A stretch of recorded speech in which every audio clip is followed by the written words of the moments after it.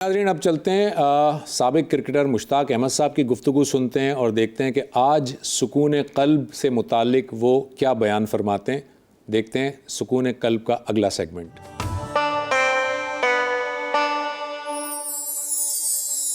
بسم اللہ الرحمن الرحیم نحمدہ و نصلی علی رسول الکریم اما بعد اعوذ باللہ من الشیطان الرجیم بسم اللہ الرحمن الرحیم. یہ رمضان المبارک کے مہینے میں جب ہمارے کرکٹرز آپس میں بیٹھتے ہیں نا، اللہ کا شکر ہے وہ تبلیغ میں بھی نکلتے ہیں اور لوگوں کے پیچھے پیچھے بھی پھرتے ہیں کہ اللہ کی مان لو، اللہ کے نبی کی زندگی کو اختیار کر لو. میرے پیارو، یہ بہت زبردست کام. اللہ قرآن میں کہتا ہے اے ایمان والو، تم میرے ساتھ تجارت کرنا چاہتے ہو تو اللہ کے ساتھ تجارت کیا ہے؟ اللہ کے ساتھ تجارت یہ ہے کہ اللہ کہتے ہیں تم میرے کام کرو، میں تمہارے کام کرتا ہوں.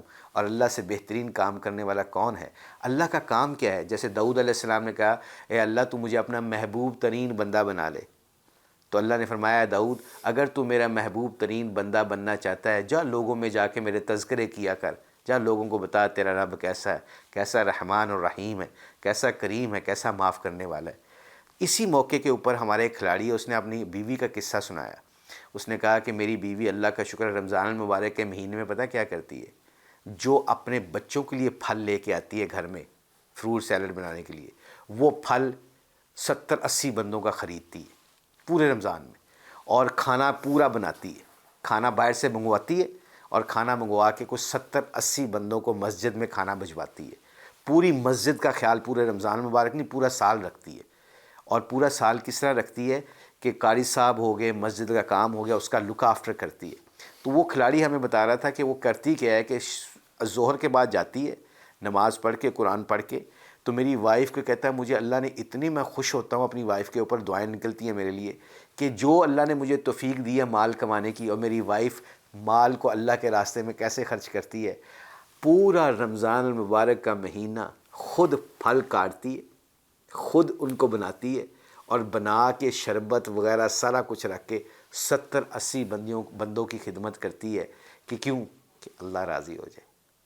اگر اللہ کی مخلوق کے پیٹ کے اندر ایک کھجور چلے گی، پانی چلا گیا، پھل چلا گیا، کھانا چلا گیا، جو اللہ نے ہمیں مال دیا وہ اللہ کے راستے میں چل گیا، اس کا مال کیسے کم ہو سکتا ہے؟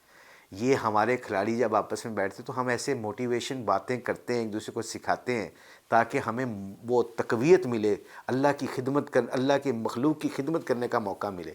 اس لیے تو کہتے ہیں نا اکرام مسلمین، مسلمان کا رتبہ بہت اونچا ہے میرے پیاروں، کسی بھی انسان کا.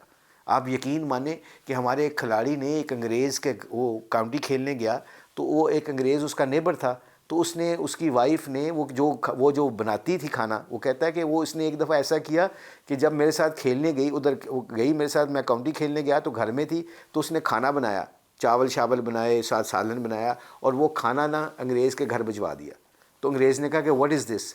تو اس نے آگے سے، اس کے کھلاڑی نے کہا کہ ہمارے مسلمانوں میں یہ ہے کہ ہم کھانا شیئر کرتے ہیں، ہم ایک دوسرے کی خدمت کرتے ہیں، جو ہمارے نیبر ہیں ہم ایک دوسرے کو کھانا ایک دوسرے کے ساتھ شیئر کرتے ہیں.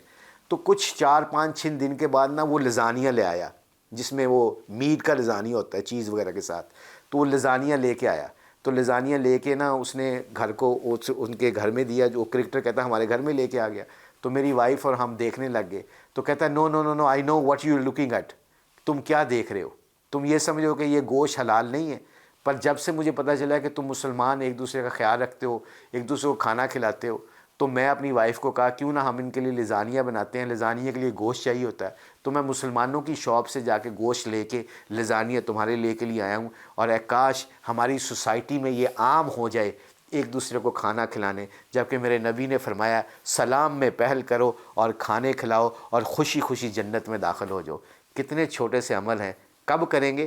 جب اللہ اور اللہ کے رسول کی زندگی کو سنیں گے، سیکھیں گے. انشاءاللہ یہ عمل کریں گے تو لوگوں کے دلوں میں بھی محبت بڑھے گی اور سوسائٹی میں بھی ایک دوسرے کا پیار ہوگا. اللہ سے دعا ہے کہ اللہ ہمیں اپنے حکم نبی کے طریقوں پر چلنے کی توفیق عطا فرمائے.